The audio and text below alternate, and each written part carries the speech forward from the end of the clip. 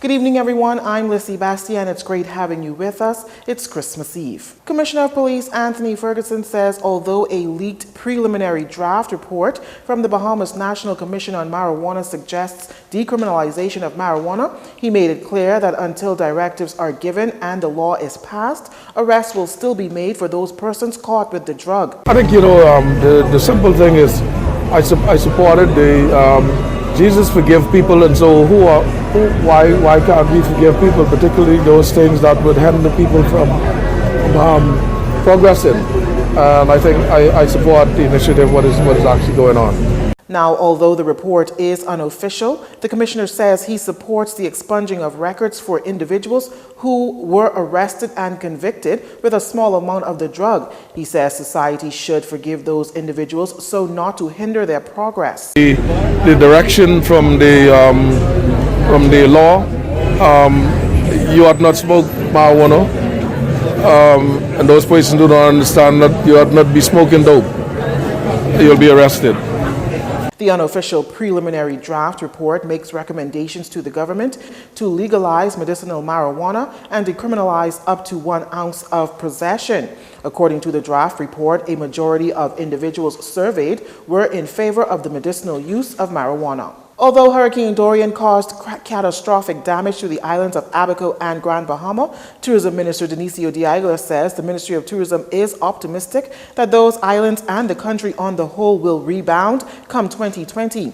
In his words, tourism was on an excellent wicket up until August 31st. And despite foreign media reporting that the level of destruction was on the entire country, inadvertently making a bad situation worse, according to the minister, resulting in a softening of core markets here in New Providence, he says he believes there will be a commendable showing through the end of the year. We are in a wonderful position of knowing now what our markets are going to deliver in January, February, March, April. So we can adjust our advertising, we can divert resources into those markets where we see softening. And that is the wonderful thing about numbers. They kind of tell you where you are. So I'm very, very hopeful. I'm optimistic. I'm praying that we can hit the 7 million mark at the end of this year. 7 million foreign visitors. That would be a record in the history of this country. So I'm very hopeful that we can do it. But we'll see how Christmas emerges. And then we have our work cut out for us in 2020. While appearing as a guest on JCN's Jones & Company, the minister acknowledged that it will be more difficult in 2020 to get back in the minds of the core market, that is, the United States, that the country is a go, as he says that his ministry has done necessary groundwork to market the country, letting potential visitors know that the Bahamas is indeed still rocking. Mr. Diagler reiterated that he and his team are optimistic and fired up and are mobilizing resources to ensure that the shortfall is eliminated. We've diverted way more resources, additional resources in the Ministry of Tourism to advertising, to let the traveling public know that yes, 2 islands were impacted, but much of the country emerged unscathed. What we've done is we've looked through our budget, and we said, okay, we were going to do this program, but we're going to put that on hold, and we're going to take that money and put it to advertising. We were going to do this. So for example, we were going to have a golf tournament in Abaco. So that obviously isn't going to happen in January of 2020. So we can take the resources that we were going to expend on that and put that to advertising. We've looked through all our budgets and said, okay, well, let's defer this program, let's defer this program, let's do this at a later date, let's not travel to where we were going to travel, let's focus, let's divert our resources. It was not an easy day in court on this Christmas Eve for a young man accused of murder that happened back in September. Our Laurencia Smith was in court and today files this report. Freeport Grand Bahama resident Kendrick Hanna was arraigned today on murder charges in relation to the stabbing death of Monet Davil back in September.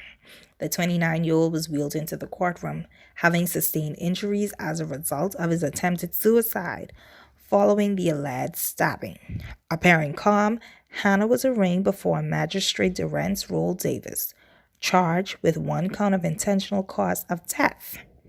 It is alleged that on Tuesday, September 24th, Hanna stabbed Davil multiple times about the body and then attempted to commit suicide, jumping from the 3rd floor of the Kings Bay apartment complex in South Bohemia.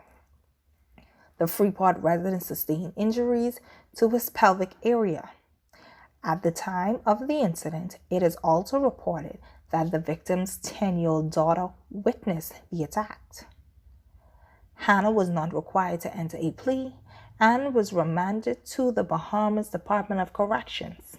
After being told of his remand, Hannah's attorney, Miranda Adderley, requested that her client receive other accommodations, citing the Bahamas Disability Act, arguing that the correctional facility does not have the proper amenities to facilitate Hannah, inclusive of a wheelchair ramp and bedding.